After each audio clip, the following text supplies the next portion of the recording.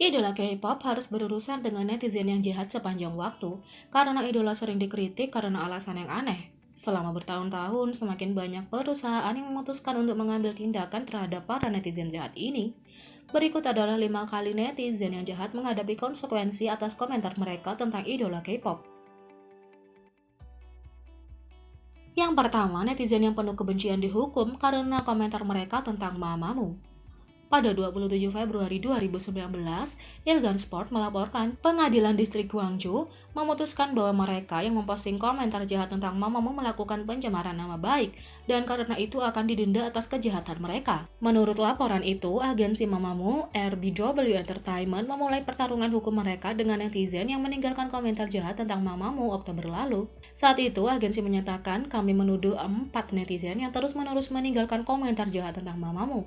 Kami menuntut mereka atas komentar jahat, pelecehan, penyebaran informasi palsu, dan pencemaran nama baik. Para netizen yang didakwa meninggalkan komentar kebencian seperti mereka menjual tubuh mereka dan sungguh kelompok lesbian. Pengadilan menyatakan terdakwa telah memposting komentar jahat tentang Mamamoo sejak September 2017, yang berarti mereka terus-menerus menghina mereka selama setahun. Karena itu, mereka akan didenda karena pencemaran nama baik. Yang kedua, netizen yang berniat jahat didenda atas komentar yang dibuat tentang Sunmi. Seorang pria berusia 40-an yang disebut sebagai Tuan A meninggalkan komentar jahat tentang Sunmi yang berbunyi, dia terlihat seperti Nyonya Rumabar. Pemberi komentar jahat ini akhirnya didakwa atas fitnah dan dijatuhi hukuman denda 500.000 won atau 415 US dollar oleh Pengadilan Distrik Changwon. Tuan A menghina korban dengan membagikan komentar yang akan membuatnya merasa terhina dan malu di situs yang dilihat oleh banyak orang. Komentar itu vulgar dan sifat kejahatannya rendah. Korban belum memaafkan terdakwa dan tidak ada upaya untuk meringankan kerugian tersebut, kata Pengadilan Distrik Changwon.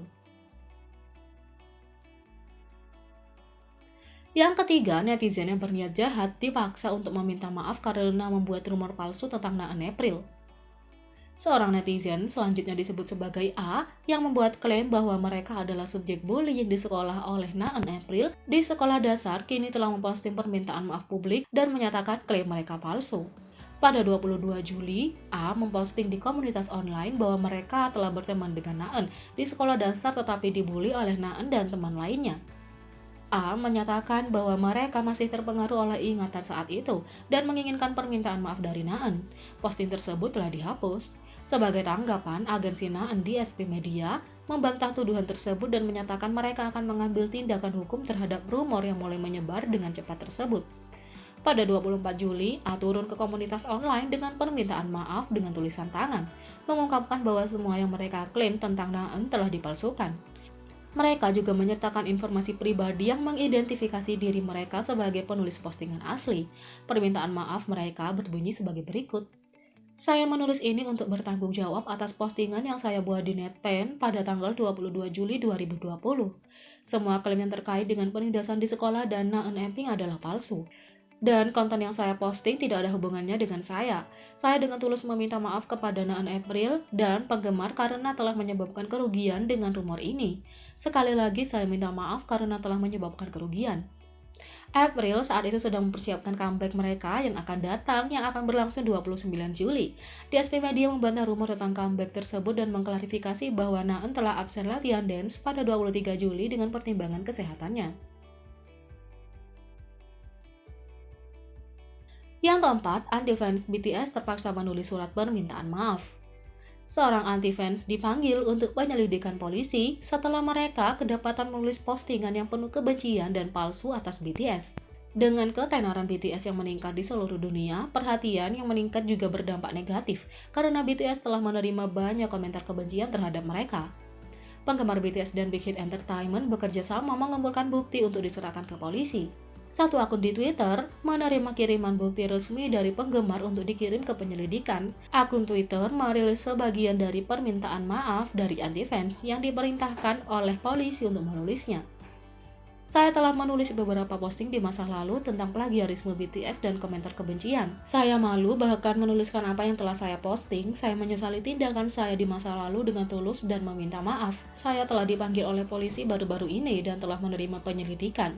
Polisi memerintahkan saya untuk menulis surat permintaan maaf dan yang saya lakukan, saya hanya merasa perlu untuk meminta maaf secara pribadi kepada BTS. Tetapi saya ditolak informasi kontaknya dan bahkan perusahaan tidak mengangkatnya. Saya tahu bahwa konyol bagi saya untuk mengatakan semua hal ini sekarang, tapi saya benar-benar ingin menyampaikan permintaan maaf saya kepada mereka. Saya telah mencari cara untuk menemukan kontak.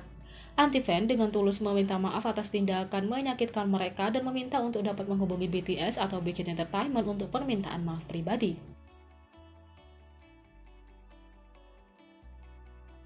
Yang kelima, netizen yang jahat didakwa karena mengirimkan ancaman kepada Song Gayon. Song Gayon mungkin bukan idola, tapi dia telah berurusan dengan banyak netizen yang jahat. Ia bahkan pernah mendapat ancaman dari salah satu netizen yang jahat dan harus menjalani terapi. Netizen yang jahat ini akhirnya menulis surat permintaan maaf kepada Song Gayon atas ancaman tersebut. Untuk Song Gayon, Kim Ji Hoon, dan So Do Hwan, saya telah menimbulkan banyak penderitaan emosional dan mental melalui ancaman dan foto-foto jahat yang saya unggah ke internet. Saya benar-benar minta maaf. Saya ingin mengungkapkan permintaan maaf yang tulus secara langsung, tetapi saya tidak dapat menghubungi pengacara. Jadi saya terpaksa menghubungi Anda seperti ini.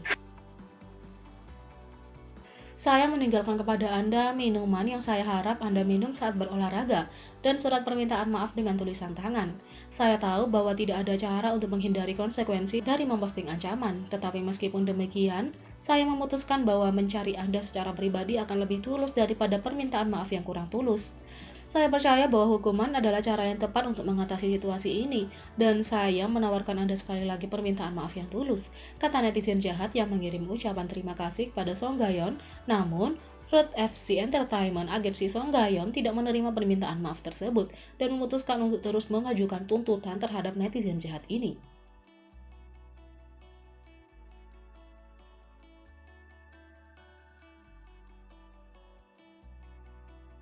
Jadi bagaimana menurut kalian tentang netizen-netizen ini? Beri komentar di bawah.